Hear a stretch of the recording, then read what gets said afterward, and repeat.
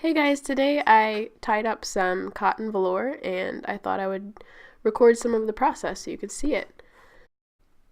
Here are some pads that I have sewn that are made with cotton velour, and they were tied in pretty much the same way with these little circles. I think those circles were bigger. Sometimes I think they're referred to as bubbles. Yeah, I really like this method because it just creates some interesting effects with the white lines. These particular colors of these pads aren't really coming out well on camera, and when I take pictures of them, they are really pretty purple and orange, but for some reason on the camera they don't look so nice. Okay, here's my artificial sinew from Dharma Trading, and this is my piece of cotton velour that is mostly tied up. This probably took me about an hour and a half of intermittent tying. I take it with me when I go somewhere and have to sit and wait.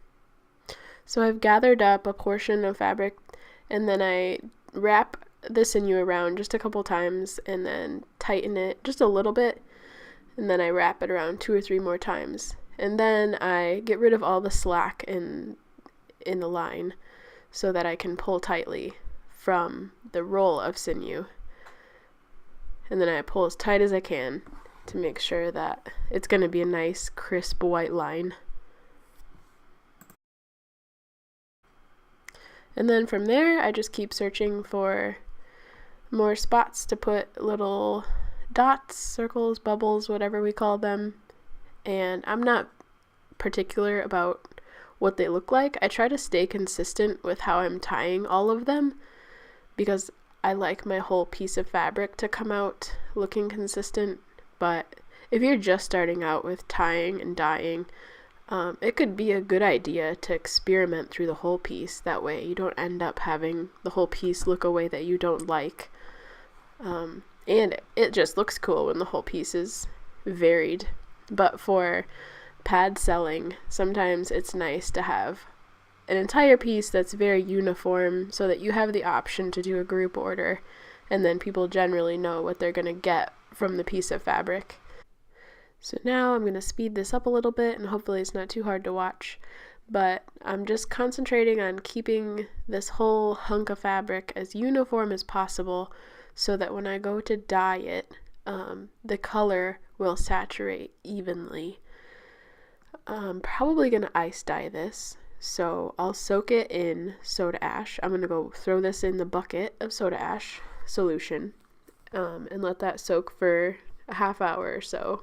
At least it can sit overnight or sit for a couple days. I've heard of people who just like throw all their stuff in there and let it sit for a long time, a month even. But anyway, so then I pull it out and I squeeze it as much as possible, and I set it up on a rack, sprinkle on some dye, and then put on ice. I don't put on a ton of ice because I feel like it dilutes it way too much, then the color gets really washed out. So basically just enough ice to cover in one layer, and that's it. And I don't really worry if the ice is falling off the edges of the piece of fabric. It usually saturates the edges more than the middle part, so it doesn't really, you don't have to like make a guard to make sure that the edges have ice on them for this particular process. I want to give the disclaimer that I'm not a professional at dyeing fabric.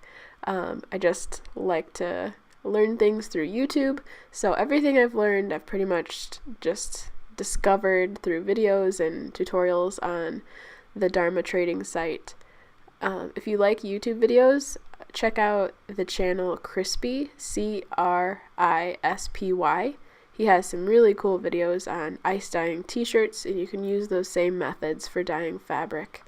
So thanks for watching. I appreciate your comments and your just general company through this process of creating pads and creating fabric. And I hope that you have a good day. We'll talk again soon. Bye.